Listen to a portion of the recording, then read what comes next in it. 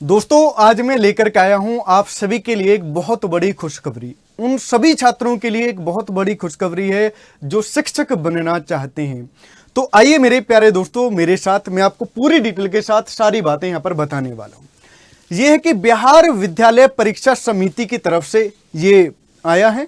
इसमें दोस्तों प्रारंभिक शिक्षा में डिप्लोमा डीएलएड, जो डिप्लोमा है डीएलएड 2 साल का होता है।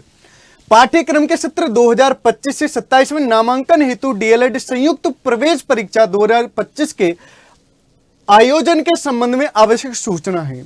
अब ये सूचना में क्या क्या बात बोली गई उस पर बिल्कुल डिटेल के साथ बातें करने वाले हैं।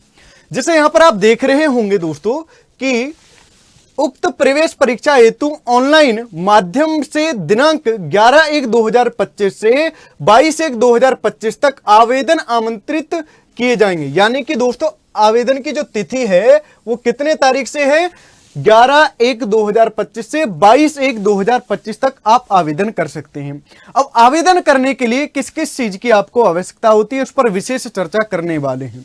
सबसे पहले यहां पर छोटी सी बातें बता देता हूं कि प्रारंभिक शिक्षा व डिप्लोमा, प्रारंभिक शिक्षा का डिप्लोमा डीएलएड अध्यापक शिक्षा का 2 वर्ष का व्यवसायिक कार्यक्रम है। इसका उद्देश्य शिक्षा की प्रारंभिक परीक्षा फर्स्ट से लेकर के 8 तक के अध्यापकों को तैयार कराना है। आगे लिखा गया है कि अवधि क्या है? डीएलएड कार्यक्रम 2 शैक्षणिक वर्षों की अवधि वाला होगा, किंतु विद्यार्थियों को इस कार्यक्रम में प्रवेश की तारीख से अधिकतम 3 वर्ष तक की अवधि में इस कार्यक्रम को पूरा करने की अनुमति होगी। आगे लिखा गया है प्रत्येक वर्ष में कार्य करने के कम से कम 200 दिन होंगे। कितने दिन? 200 दिन, जिसमें परीक्षा और प्रवेश की अवधि शामिल नहीं होगी। अब एक बात आपको, छोटी छोटी बातें जो इंपॉर्टेंट बातें हैं उन पर विशेष चर्चा करने वाले हैं दोस्तों। आगे देखो क्या क्या चीज इंपॉर्टेंट दोस्तों, यहां पर छोटा सा ये भी इंपॉर्टेंट है। इंपॉर्टेंट बात जो है उस पर चर्चा कर लेते हैं हम। तो यहां पर लिखा गया मेरे प्यारे दोस्तों, उच्च माध्यमिक अथवा उसके समकक्ष परीक्षा में कम से कम 50% अंक वाले उम्मीदवार डीएलएड पाठ्यक्रम में प्रवेश के लिए पात्र हैं। यानी कि जो 12th क्लास में आपके अंक होने चाहिए दोस्तों 50% होने चाहिए। ठीक है, ये यहां पर बोला गया। इसके बाद आगे कह रखा नामांकन हेतु सभी आरक्षित कोटि निःशक्त उम्मीदवारों के लिए अर्हता अंकों में 5% का डिस्काउंट और मिलेगा। यानी कि इसको 50%, तो यहां पर दोस्तों इनको 45% अंक अनिवार्य होंगे, तब जाकर के आप फॉर्म को फिल कर सकते हैं। ठीक है, इसके बाद दोस्तों आगे देखो क्या कर 50% आरक्षित के उम्मीदवारों को 0.5% की छूट अंक पाकर उत्तीर्ण होने वाले अभ्यर्थियों का होगा। अब समझने वाली बात यह कि सब्जेक्ट क्या है, इस पर विशेष चर्चा हम करने वाले। सब्जेक्ट की बात करने लगे तो थोड़ा ऊपर को चलते हैं दोस्तों, बहुत सारी चीजें, बहुत बड़ा है ये, तो इंपॉर्टेंट बातें मैं आपके लिए बताने वाला हूं यहां पर। जैसे सबसे पहले ये देख लेते हैं सब्जेक्ट क्या क्या होंगे, कौन सा क्वेश्चन कितने अंक का होगा, किस चैप्टर में से कितने क्वेश्चन आते हैं। यहां पर बात कर ले तो दोस्तों विषय और यहां पर प्रश्नों की संख्या है, ये है निर्धारित अंक। तो बात करने लगे हिंदी या उर्दू में से एक सब्जेक्ट की बात करते हैं और प्रत्येक सब्जेक्ट के 25 क्वेश्चन पूछे जाएंगे और 25 क्वेश्चन 25 अंक के ही होंगे। यानी कि एक क्वेश्चन 1 अंक का होगा। सिंपल बात है।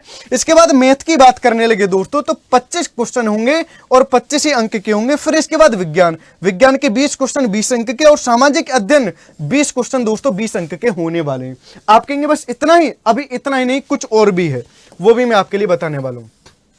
देखिएगा यहां पर है दोस्तों कि जो सामान्य अंग्रेजी यानी कि जनरल जो इंग्लिश आती है उसके कितने क्वेश्चन आएंगे दोस्तों? 20 क्वेश्चन आएंगे और 20 अंक के आने वाले हैं। तार्किक एवं विश्लेषणात्मक क्षमता यानी कि रीजनिंग की बात करी गई है, 10 क्वेश्चन 10 अंक के आएंगे। 10 क्वेश्चन दोस्तों 10 अंक के आएंगे और इसके बाद ये 120 क्वेश्चन हो जाते हैं और 120 अंक के हो जाते हैं। क्लियर बात है। अब इससे आपकी बनेगी मेरिट, जो मेरिट हाईफाई जाएगी, जिसका नंबर दोस्तों मेरिट में आएगा वो क्या करेगा? उसको सरकारी स्कूल मिलेगा यानी कि सरकारी कॉलेज मिलेगा, और जिसका नहीं आएगा वो फिर किसी न किसी प्राइवेट कॉलेज में अपना एडमिशन करा सकता है डीएलएड के लिए। लेकिन बिहार में दोस्तों ऐसा ही होता है कि जिसने फॉर्म फिल नहीं किया उसके लिए शायद, मैं आपको बता रहा हूं कि उसके लिए एडमिशन भी नहीं होगा। जो इस फॉर्म को पहले फिल नहीं करेगा। ठीक है, एग्जाम दिया, कम अंक ज्यादा अंक, ये तो बात अलग है। ज्यादा अंक वालों के लिए जो सरकारी स्कूल मिल जाएगा, कम अंक वालों को प्राइवेट स्कूल मिलेगा, लेकिन जिसने नहीं भरा उसके लिए स्कूल भी नहीं मिलेगा। ठीक है, चलिए, तो ये मेरे प्यारे दोस्तों एक जरूरी सूचना थी। अब इसमें बात करने लगे कि किसको कितना फीस देनी होगी। तो यहां पर बात करने लगे सामान्य कोटि, आर्थिक रूप से कमजोर सामान्य कोटि के अभ्यर्थी, पिछड़ा वर्ग और अत्यंत पिछड़ा वर्ग के जो शुल्क होगा वो 960 रुपये हो जाएगा। यहां पर बात करने लगे अनुसूचित जाति और अनुसूचित जनजाति, यानी कि 760 रुपये होगा। जिसने अभी तक जाति नहीं बनवाई है दोस्तों, जाति बहुत ज्यादा इंपॉर्टेंट है। जाति जैसे ओबीसी, SC ST, यानी कि इनके लिए जाति की आवश्यकता पड़ेगी, जनरल वालों को आवश्यकता नहीं पड़ती है।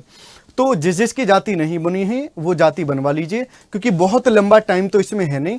और दूसरी चीज, जैसे कुछ लड़कियां होती हैं जिनकी शादी हो जाती है, शादी के बाद उनको जो जाति की आवश्यकता पड़ेगी, उनको उनके पति के साथ रहने वाली जाति की नहीं, उनको मेरे प्यारे दोस्तों जहां पर उनका मायके होता है, पिता का घर जो होता है, पिता की जाति की आवश्यकता पड़ेगी। ठीक है, तो वो जाति भी आप बनवा लीजिए, जिससे आपको कोई दिक्कत का सामना ना करना पड़े।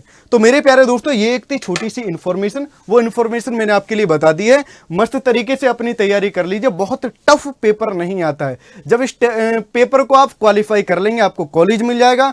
कॉलेज मिलने के बाद, कॉलेज जैसे आपको मिल जाता है, उसमें आप 2 साल का डिप्लोमा करेंगे। डिप्लोमा के बाद तब आप शिक्षक बनने की श्रेणी में आएंगे, यानी कि उसके लिए जो DLED आपकी बन जाएगी, करने के बाद टीचर्स बनने के अभ्यर्थी आप बन जाएंगे। जैसे बहुत सारे एग्जाम में 12th पास होता है, बहुत सारे एग्जाम में ग्रेजुएशन होता है, बहुत सारे एग्जाम में 10th पास होता है, उसी तरीके से शिक्षक बनना चाहते हैं 1 से लेकर के 8 क्लास तक के आप, तो सबसे पहले आपको DLED का डिप्लोमा आपके पास होना चाहिए। ठीक है, तो ये इंफॉर्मेशन आपको कैसी लगी कमेंट बॉक्स में कमेंट करके जरूर बताइए। ऐसी इंफॉर्मेशन के साथ मैं आप सभी से मिलता रहूंगा। मिलता हूं दोस्तों किसी नेक्स्ट इंफॉर्मेशन के साथ, तब तक के लिए आपसे विदा लेता हूं। Bye bye, take care, thank you.